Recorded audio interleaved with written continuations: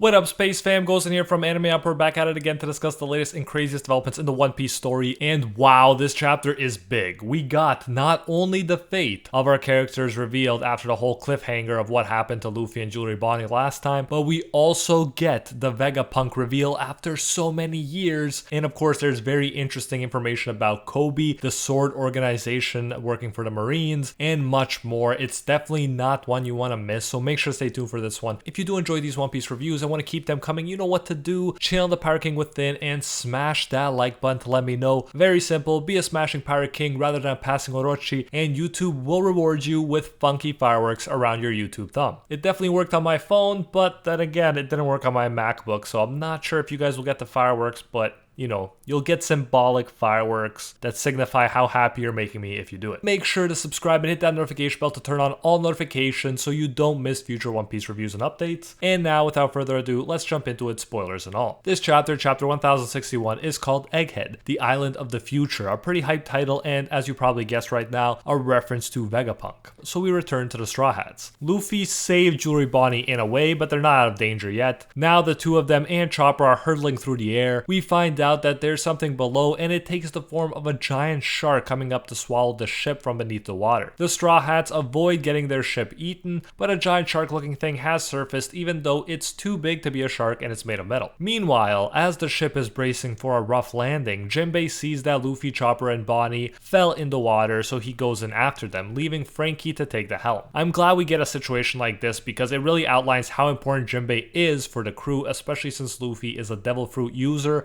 vulnerable to the ocean. Thanks to Jinbei, he doesn't have to worry about something like this being the end of him, even though for pirates this could be a very, very dangerous situation. Anyways, back to Metal Jaws. The metal shark shoots at our ship and the remaining crew on it and causes them to capsize. They also fall into the water, and someone better save our devil fruit using Robin quick. So we have another one of these situations where it looks like the crew is going to be split up, which kind of makes sense since they are an OP Yonko crew now, so this nerfs them a bit. Back to Jinbei. Jinbei tries to go up, but because of a tremendous current and shark cannons, Jinbei decides to dive again, escaping from the explosion. The shark turns to the ship and the other crew members before a cool looking mecha robot shows up and punches the shark. Not only devil fruit users are struggling here, since the current is so strong, it's preventing anyone from getting back up to the surface at the moment. As all this craziness is going on, we jump to a nearby island, the G14 naval base. Navy HQ Captain Tashigi is there and she's helping the giant children with their medicine. Clearly the kids like her a lot, with some even saying he's only drinking the medicine because she told him to. Another one comments that they've shrunk quite a bit, to which Tashigi agrees, saying the girl is hardly recognizable. Then G14 Commander Vice Admiral Dahl breaks in to talk about our boy Helmeppo. She wants Tashigi to do something about him, but Tashigi says she can't since his best friend's life is on the line. She says she's worried too since he's their junior as a Marine after all. Navy HQ Lieutenant Commander and member of Sword Helmeppo and Navy HQ Commander and member of Sword Hibari are begging for Navy HQ Rear Admiral and member of Sword Prince Grus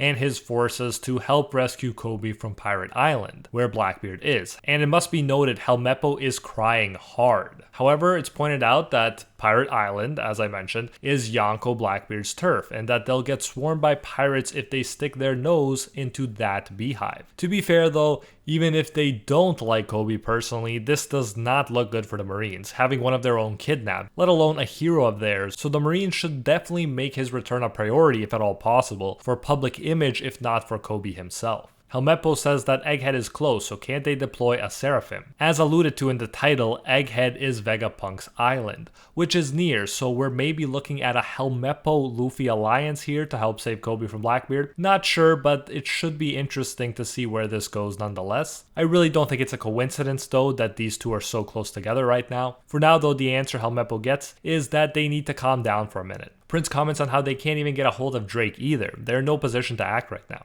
Again, as if reminding us that another one of Koby's friends is nearby, we jump to Luffy's group next. Luffy is hilarious in the sense that he can't even remember who Bonney is, even though she's also a member of the worst generation. But at least they appear to be safe now, they're on dry land, although they're not dry themselves. We see Bonney and she's taken her adult form again as she's trying to dry her clothes. Even though Sanji would be losing his mind here, Luffy completely ignores the fact that she's shirtless. She says to Luffy they're enemies, but also thanks him for saving her bacon. And Luffy hilariously comments, "Don't sweat it, Boogie."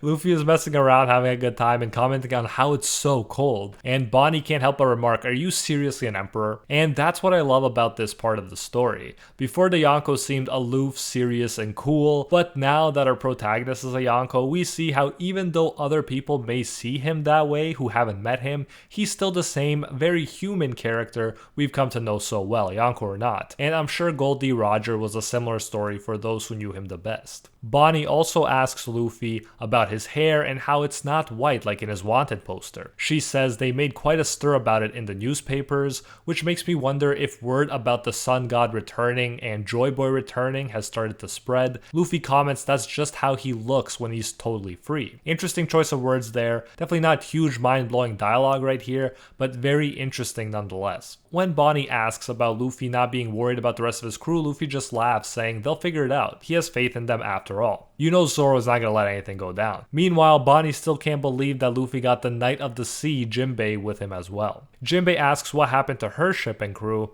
only to be told that she came alone. The metal shark that almost gobbled up the Straw Hat ship also gobbled up her ship. And then she says she's starving, something she's got in common with Luffy. Finally, Bonney lets them know where they are. She says this is a government island. They're on Egghead, the island that's said to be 500 years in the future. As a sci-fi fan, aka a huge fan of science fiction, I'm so excited to see how creative Oda will get here. This seems to be a great opportunity for Oda to really flex his creative muscles by being able to show us how 500 years into the future would look. Bonney adds, Vegapunk's research lab is based here and reveals that Vegapunk's the reason she's here. They've got business. Not surprising when you remember Bonney crying over Kuma during the reverie. We return to the rest of the crew and the ship. The mecha robot has lifted them up. Frankie obviously loves the mecha, and so do I, honestly. It's awesome. Then a figure steps out of the robot. They are vexed at the fact that the shark keeps trying to swallow ships, saying maybe overriding primal desires is simply impossible. Clearly, this is a mad scientist who can't even stop thinking about their work as they are introducing themselves to strangers. Frankie thanks the figure for saving them. The figure removes their goggles while saying they ordered the mecha shark to scout, report, and fire, but if it keeps trying to eat ships,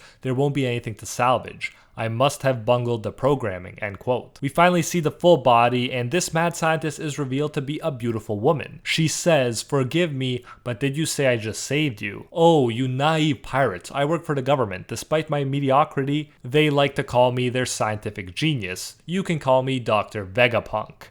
And there you have it, the first reveal of Vegapunk after hundreds and hundreds of chapters. Vegapunk has been built up so much. This is truly a big moment in One Piece history, and I can't wait to see how this arc goes. Obviously, we gotta spend some time on this futuristic island and learning more about Vegapunk, but it's clear that Helmeppo is so close and that Luffy would want to save Koby too, so I can't wait to see where exactly we go from here. Definitely glad that they introduced yet another waifu into the story, but who would have thought it would be Vegapunk?